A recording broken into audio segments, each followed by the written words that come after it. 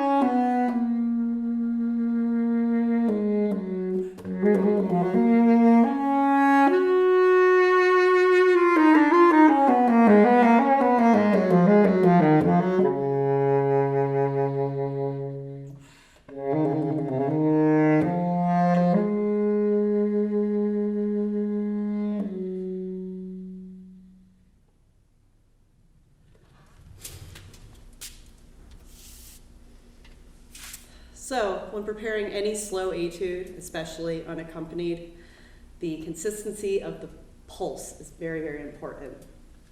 The pulse should always be clear, and the listener should always be able to tell where the beat falls, even though you are not playing with accompaniment. And this can be very tricky.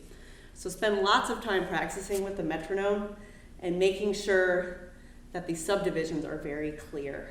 There are a lot of 16th notes in here, namely dotted 8/16. Make sure those are subdivided and that this subdivision is distinct from the dotted 16th 32nd subdivision.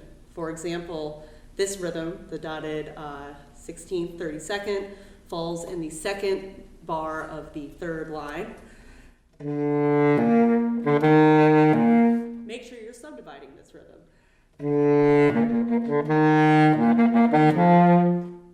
What I just demonstrated for you is a very good exercise, actually playing the subdivided notes, just to make sure you're being very exact about where these subdivisions lie. There's also a very tricky moment in the third bar of the third line where we get this syncopated line. You want this to be very clear to the listener that that is indeed syncopated and that you're again landing on a downbeat in the next bar, like so.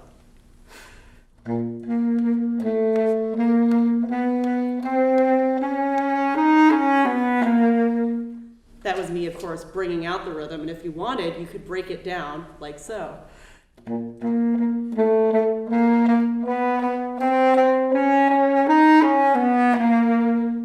Just to, of course, practice making sure that subdivision is very clear. With the style, we, of course, have adagio con espressione, with expression. There are a number of staccatos marked in here. We also get that staccato underneath a slur figure in the second measure of the second line, which is called portato. We want to make sure these articulations are very light and bouncy, never harsh and clipped.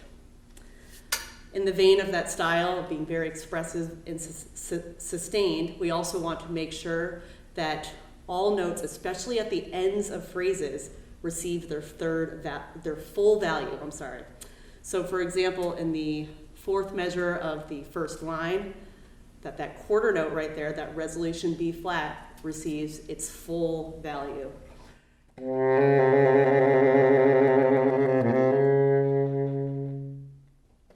Like so. Even though this is a slow etude, there are quite a number of faster passages in this. For example, the longer 30-second run on the fourth bar. We want to make sure that even though these notes are faster, that they still sound in context with the rest of the etude, in that they are very expressive. So in order to achieve this, we're wanting to make sure that we blow through these lines and that they don't sound like these technical passages out of context with the rest of the etude.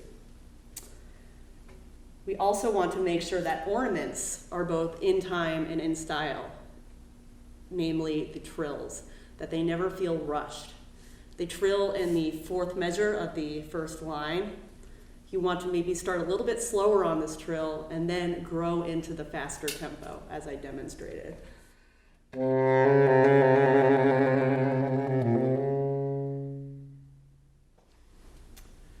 And just a quick little fingering tip. The last trill that we have in the second to last measure of this etude goes from a B flat to a C. The best fingering to use here would probably be your side B flat, and then you would just lift your first finger to achieve the trill to the C.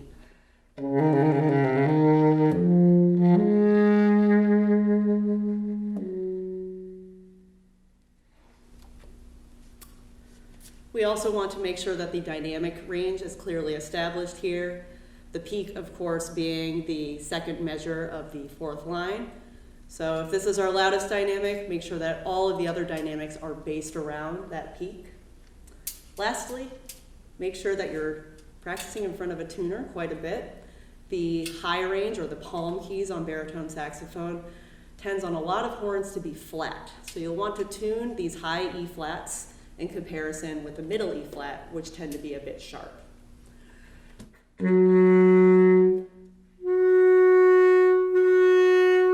Making sure that these octaves are in tune with one another. So those are just some tips and tricks on the slow baritone saxophone excerpt for 11th and 12th grade. I'm now going to demonstrate and teach you the fast excerpt for baritone.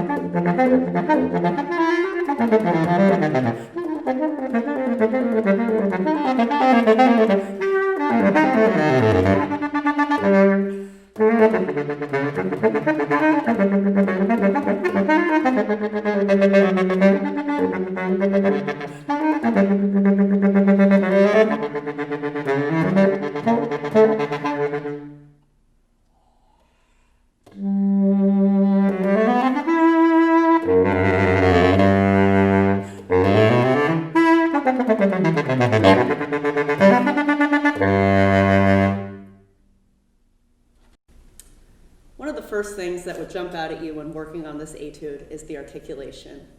In order to achieve fast, consistent staccatos, you're going to want to think of using fast, consistent, uninterrupted air. Also, I think about using not quite the tip of my tongue, maybe about 2 centimeters from the tip of my tongue, touching about 2 centimeters from the tip of the reed. So slightly more tongue on the reed than I would use on alto. But I'm still able to achieve that very light articulation that I'm going for by keeping the air very fast and consistent. Another thing that will jump out at you when working on this etude are the awkward interval leaps. We get one, for example, on the first measure of the third line. A method that I find to be very useful for working on passages such as this is what I call the chunking method, which is breaking it down into small chunks, gradually making these chunks bigger. So I might start by just playing this passage using half beats. Then I might go 1 beat at a time. Then maybe 1.5 beats. Then, after I get good at doing that, I might think of putting both beats together. This is a really good, quick technique to employ in any awkward technical passage. The next really tricky passage that involves large awkward intervals would be on the 5th line, 2nd and 3rd measures. We get this leap from B up to high C, and then in the next measure from middle E to high E. In passages like this, make sure that you are keeping your fingers very close to the keys and having no wasted motion. You may also use the chunking method here as well. And again, my thumb is not moving unnecessarily off the octave key too much. My left hand fingers are staying very close to the keys. Same with the 2nd bar. By keeping my fingers as close as possible to the keys, I'm able to maneuver around these very awkward technical leaps. A couple of fingering suggestions that I have just to have more ease with the technique. In the 1st measure of the 4th line, on the 2nd beat, instead of fingering a full high E, I just put down this key right here, which is known as C3.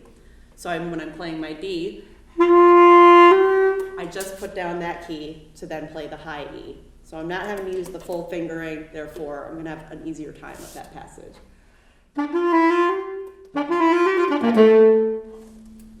Also, in the 1 to 3rd measure of the 5th line, I'm using, for the last high E, I'm using only the 2nd palm key and this finger instead of both palm keys. By having to put down less keys, it's enabling my technique to be a little bit faster, a little bit quicker, and for me to play that passage with just a little bit more ease, which in a fast etude like this can make all the difference.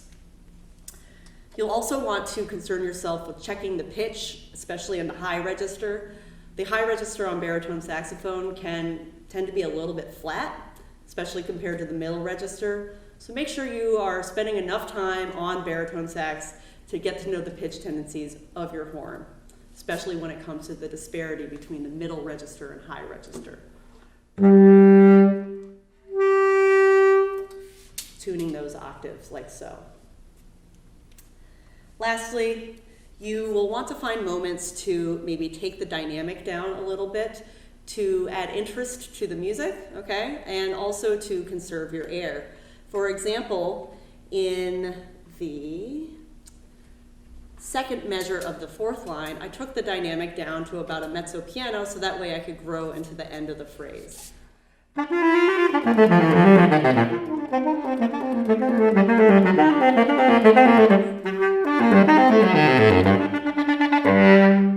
Like so. That way I'm able to conserve more air and add some interest to the music. Speaking of conserving air, there aren't a lot of great places to breathe. Sneak a breath wherever you can. I hope you found these tricks and tips to be helpful. Good luck on your audition and happy practicing.